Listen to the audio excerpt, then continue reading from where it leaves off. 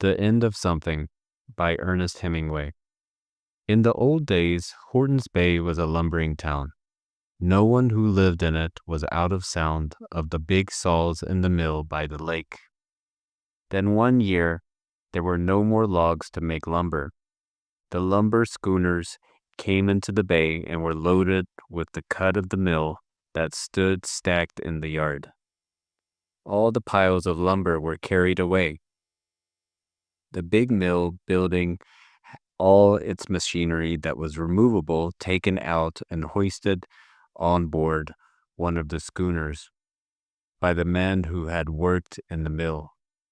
The schooner moved out of the bay toward the open lake, carrying the two great saws, the traveling carriage that hurled the logs against the revolving circular saws, and all the rollers, wheels, belts, and iron piled on a hull-deep load of lumber.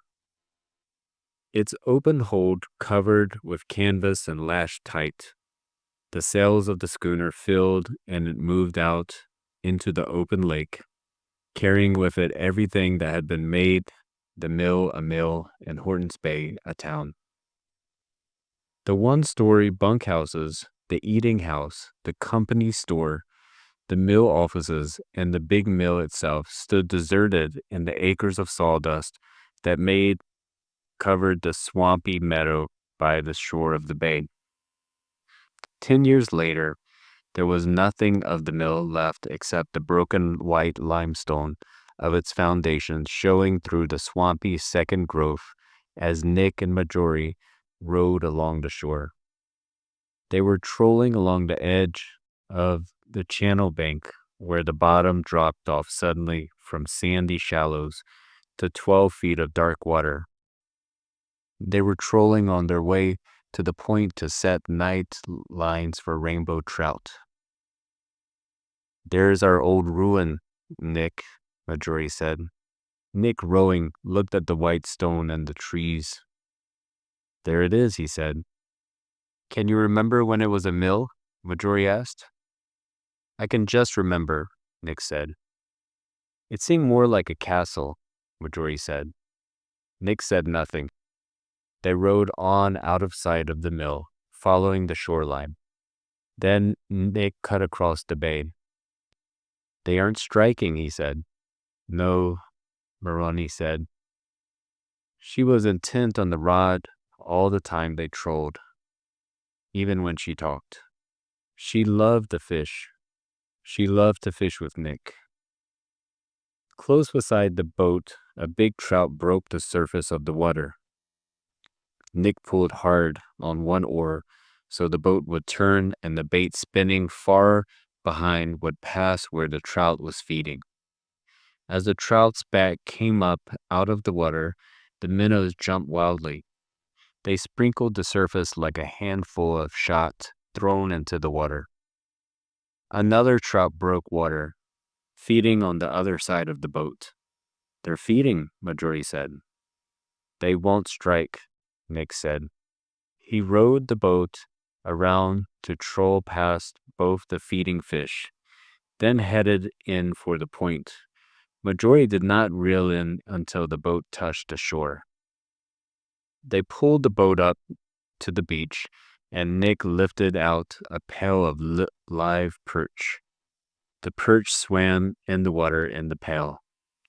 Nick caught 3 of them with his hands and cut off their heads and skinned them while Marjorie chased with her hands in the bucket. Finally caught a perch, cut its head off, and skinned it. Nick looked at her fish. "You don't want to take the ventral fin out," he said. "It'll be all right for bait, but it's better with the ventral fin in." He hugged each kind of skin perch through the tail. There were 2 hooks attached to a leader on each rod. Then Marjorie rowed the boat over the channel bank, holding the line in her teeth, and looking towards Nick, who stood on the shore holding the rod and letting the line run out from the reel. "That's about right," he called. "Should I let it drop?" Marjorie called back, holding the line in her hand. Sure, let it go. Marjorie dropped the line overboard and watched the baits go down through the water. She came down with the boat and ran the second line out the same way. Each time Nick set a heavy slab of driftwood across the butt of the rod to hold it solid and propped it up at an angle with a small slab. He reeled in the slack line so the line ran taut out where the bait rested on the sandy floor of the channel, and then clicked the reel. When a trout feeding at the bottom took the bait, it would run with it, taking line out of the reel in a rush and making the reel sing with the click on. Marjorie rowed up to a point a little way so she would not disturb the line.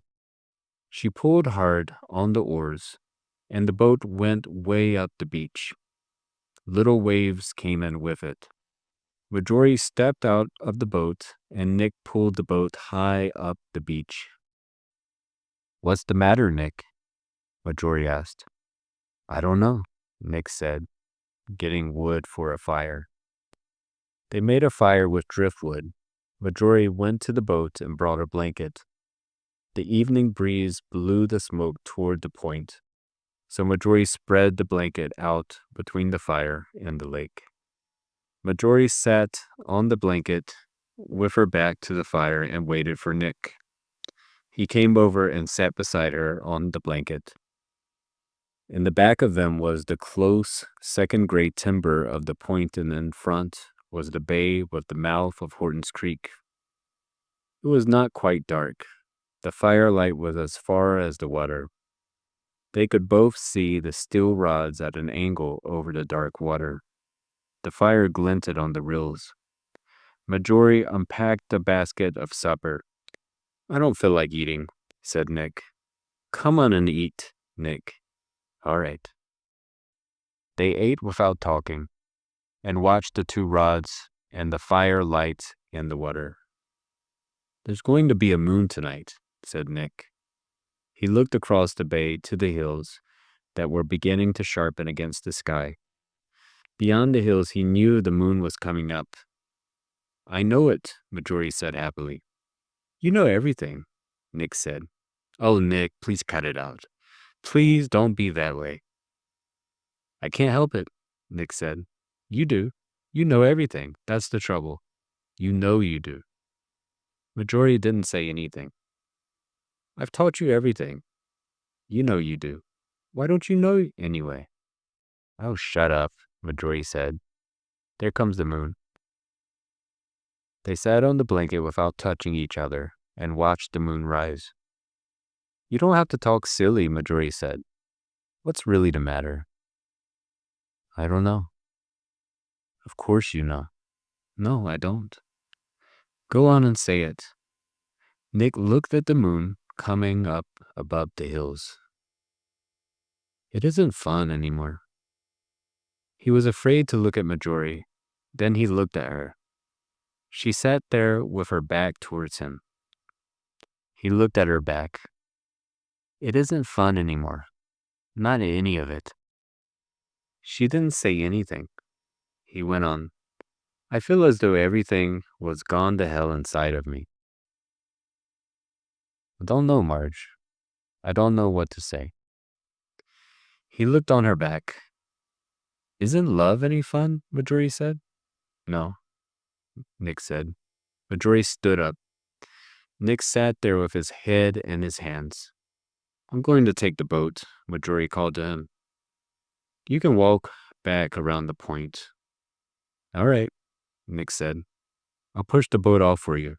"You don't need to," she said. She was afloat in the boat on the water with the moonlight on it.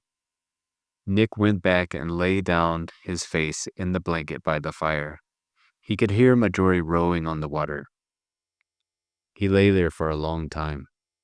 He lay there while he heard Bill coming into the clearing, walking around through the woods. He felt Bill coming up to the fire. Bill didn't touch him either. "Did she go all right?" Bill said.